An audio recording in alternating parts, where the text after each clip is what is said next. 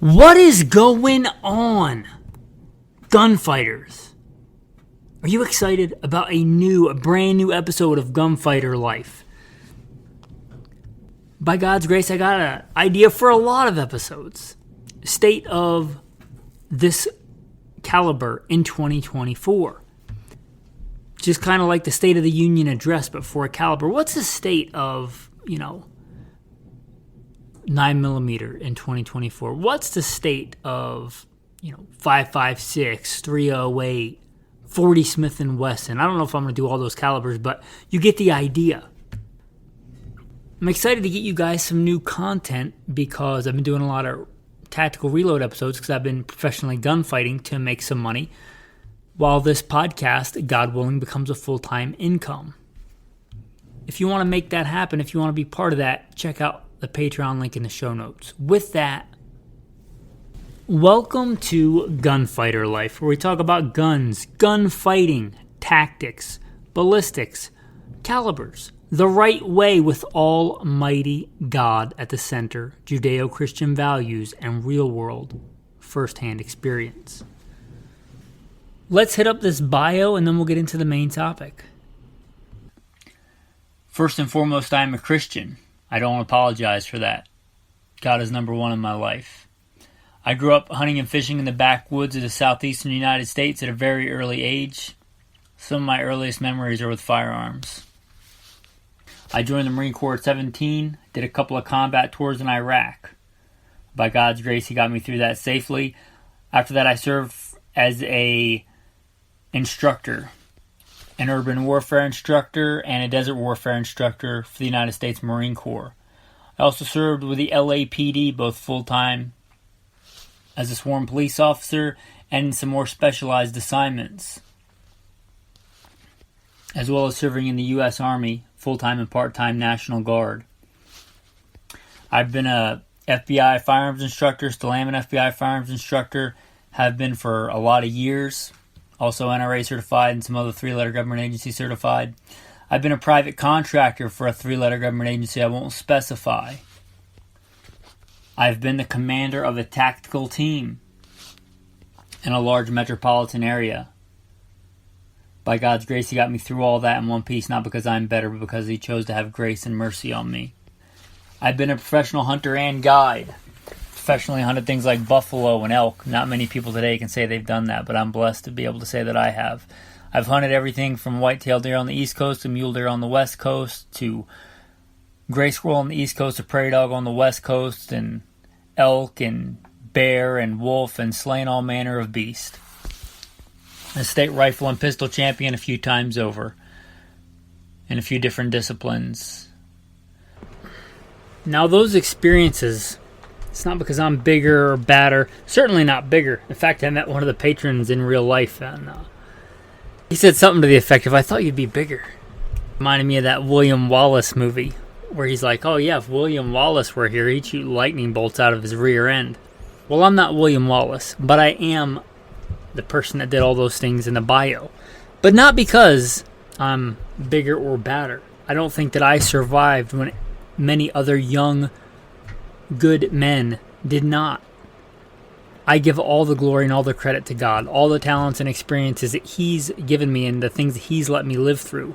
I hope to use them to glorify God and to help you today. So if I boast in anything, it's not in my strength, it's in that God had mercy on me and saved me because He had a purpose for me.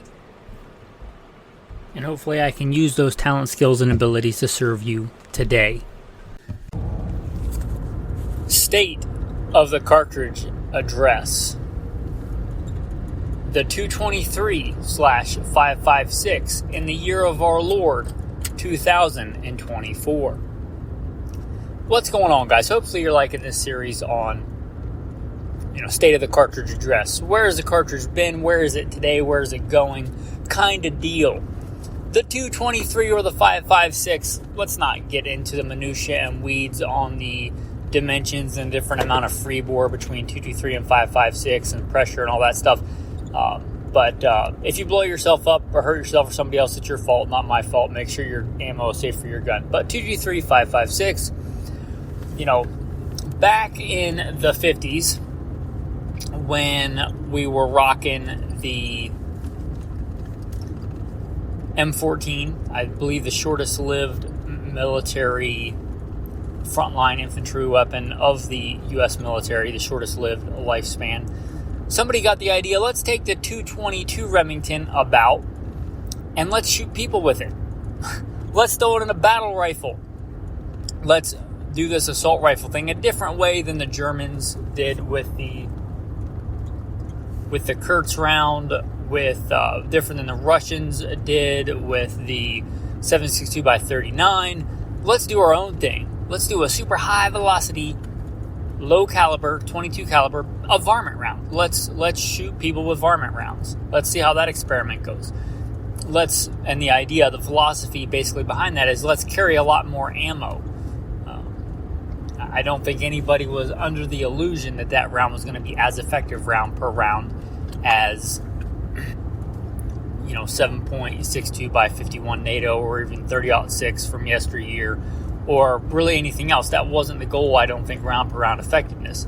They wanted several things, but I think a big selling point was the lightweight of the rifle, which they kind of got away from for a while, and the lightweight of the ammo and the magazines. If you look at the weight savings between a 20-round M14 magazine or even a 30-round AK-47 magazine, not only the ammo, but the magazines themselves are pretty heavy. A GI magazine, which are not that great, but as I understand it, were intended to be disposable.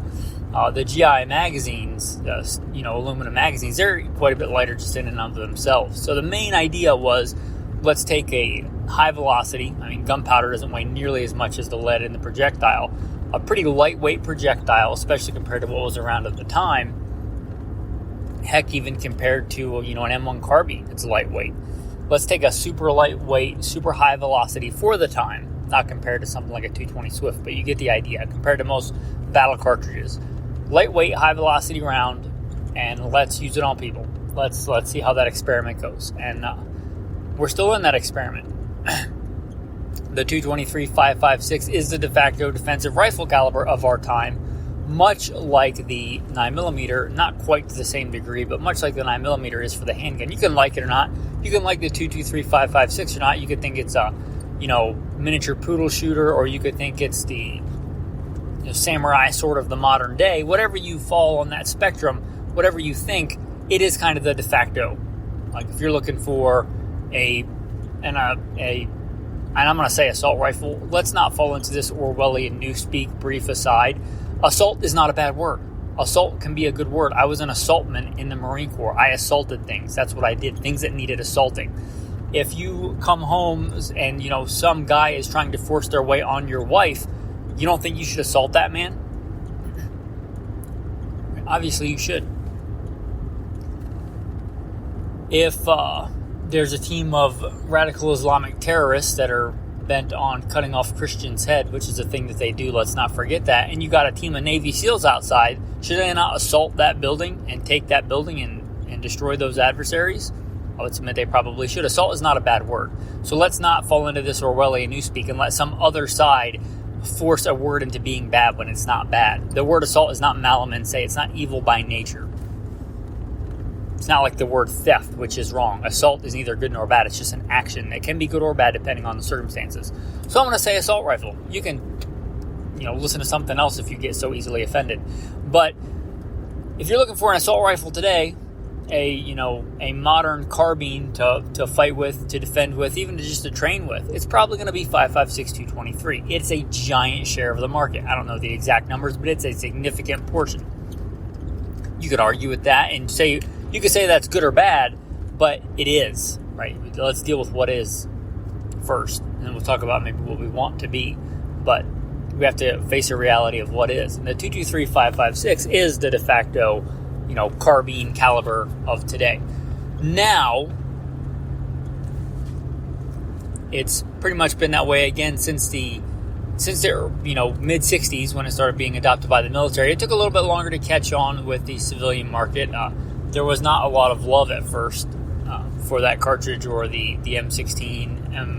It wasn't even that long ago. I grew up during the assault weapons ban. So they weren't nearly as common. You had some pre-ban stuff, but they weren't nearly as popular as they are today. They're crazy popular today. Brief aside also, if you think about the good old days of firearms, that's today. That's today. As much as we might have nostalgia, and these guns of yesteryear were so good, and they were beautiful, walnut blued steel, the quality of guns today, the reliability of guns today, the availability of different makes and models of guns today. This is the good old days, so take advantage of that. 5.56 is crazy popular today. Now, the elephant in the room, the 227 Fury. It was this big deal a couple of years ago. It got adopted. The Army, big Army, the military is looking at a new cartridge. They're adopting the 277 Fury, the 277 Fury, the 6.8 by 51, which kind of seems like they're going in reverse. It might be a little bit smaller in diameter, but it's basically the same power levels as a 7.62 by 51. It's a full powered rifle cartridge. So that's the elephant in the room. Now that, and it's kind of been quiet on that front for a while. I'm kind of suspiciously looking at that and being like, why is there not a lot of news on this? You'd think it'd be a lot bigger news. But it's kind of seemed to go on the back burner. Is that still a thing that's happening? Or are they reconsidering that? Is that actually going to happen in mass? I could see a couple rifles here or there, but they actually going to adopt 277 Fury as the mainline infantry weapon for everybody? I'm not sold on that yet. I know that they say that's going to happen, but I'm not sold that it's actually going to happen. But that's the elephant in the room. If it does, what will happen to the 223 5.56? It's a good question. I don't see the future. I don't pretend to be a prophet. There are pretty stiff penalties in the Bible for false prophets. The Torah lays out pretty descriptive things on what happens to false prophets. I don't know the future. I'm going to tell you that right now. But we can look at the past and get an idea of what might happen. And I'm saying this is what's going to happen. But if 277 Fury is adopted, you will start to see that, I think, gain in popularity. I don't even see it readily available on the civilian market, even though it's supposedly been out in SAMI spec for years. But if you're not familiar, it's a really high pressure 80,000 PSI if you're shooting the hot stuff kind of case, which, generally prior to that, a real hot round, a 270, 65,000 PSI, or, 223, something in the high 60,000 PSIs. So it's a lot higher pressure than that, and it's a full powered. You can say what you want. It's a little bit thinner, but it's a full powered rifle round. It's not an intermediate cartridge. It's full powered rifle cartridge. With that being the case, and if that gets adopted en masse by the U.S. military and perhaps even NATO, will that eat into the market share of the 5.56 223? Yeah, I think it will, but to what degree, right? If we look at, the 45 ACP, the 45 ACP was mass jettisoned. There were still some units that used it and people that had it well later than this. I think there was even some being used, in the Gulf War and stuff, but mainly in the 80s. We went from the 1911 to the Beretta. We went from 45 to 9mm. And the point of that for this episode is that 45 is still super popular because it was a main line round for such a long time, and it had such a big market share for such a long time, and there's so many guns chambered in it. That will be likely the case even if there's a mass adoption of 277 Fury. Even if the 277 Fury somehow becomes more popular than the 5.56 223, assuming that there's still an economy, there's still a manufacturer of ammunition, which again, I don't see the future. The world as we know it could collapse tomorrow. So watch and be ready. But assuming that stuff continues and marches on, even if it is a second tier, it will still be a big share of the market. It may not be the majority share of the market, but I think it will still be a large share of the market. So I think it's pretty safe to continue on buying and stockpiling and training with 5.56 223. It is almost certainly, when you check it, the most affordable center fire rifle cartridge. So I think it'll still be a giant share of the market. I don't think it'll be like, 22 Hornet, which is still being made, but nowhere near that number. It'll take a long time, given the fact that we still have an economy and still are making ammo and civilians are still able to buy and train with guns which I don't take that for granted either. But assuming those things, I assume the 5.56 223 will still be a popular round, even if it takes a back seat. So that's what I think for the state of the 223 5.56. Also some things we should talk about, because it is the de facto rifle cartridge for now. The military uses, in general, I know there's specialty stuff. There's the Mark 262, but in general, for a while now, NATO has used a 62 grain green tip. That is garbage ammo. That is light barrier penetrating ammo. It's good for that. It's a solid 3 MOA cartridge. If you're not doing that, probably you should not run green tip. Don't be stockpiling the green tip, right? Or stop transposing military missions to your role as a civilian. I tell you right now, when I was in war and I had to use a 5.56, which I've never been a big fan of that caliber, and that's okay. I still use it. I still train with it, but I never was really impressed with it ballistically. If you'd in Iraq said you can re-zero your rifle, because if you just give me ammo that my rifle's not zeroed for, I don't really have any interest in it. But if you said, we'll take your green tip and give you Spear gold dots, I would have been like, yes, please. If you would have said, we'll take your green tips and give you Federal True Tactical Rifle Urban, I would have said, yes, please, because most of what we're doing was urban operations. I would have taken that in a heartbeat. But that, soldiers, Marines, they don't get that freedom. So I use what I have, and you make do with what you have. Marines aren't the greatest warfighters because they have the greatest equipment. They generally have pretty crap equipment, which just goes to show you how much more important training and mindset is than gear. But don't let the green tip go. Let it be dead unless you have a specific niche for that type of ammo. It should not be your main go-to. It should not be what you stockpile. It should not be what you think of as the gold standard in ammo. I consider it kind of just above garbage tier ammo. So there's my thoughts on that. Controversial maybe. I don't care if you like it. That's my experience with it. That's my opinion of it. You can disagree. There are a lot better options for most things. Again, the ones I aforementioned, which would be Spear gold dots of whatever grain you like, 55, 62, 64, Federal True Tactical Rifle Urban, and there are many others, the Hornady tap rounds. If you're talking about anti-personnel type stuff, there's better anti-personnel type rounds. So that's my thoughts on that. Also, and I hear the term game changer thrown around a lot in the firearms industry, and I don't use it lightly, but I think solid copper monolithic projectiles are a game changer. They're not just for hippies in California, wearing Birkenstocks with AR-15s, if that's even a thing. I left California long ago. I'm not from there, but I lived there, and I even realized, even being a cop and being able to own certain stuff, I didn't really want to contribute to that state and be a part of that, so I left. But anyway, it's not just for hippies in California. Solid copper ammunition has some real advantages, and you could argue whether it's necessary or something like a 308, but I do believe that solid copper, monolithic, monometal, whatever nomenclature you want to use, is probably not pure the element of copper, right? Some amalgamation of different metals, some vulcanization of different things, or whatever process, but call it solid copper, call it a monometal bullet. It really performs by different rules than the classic cup and core bullets. And what it can do, if used properly and you have judicious,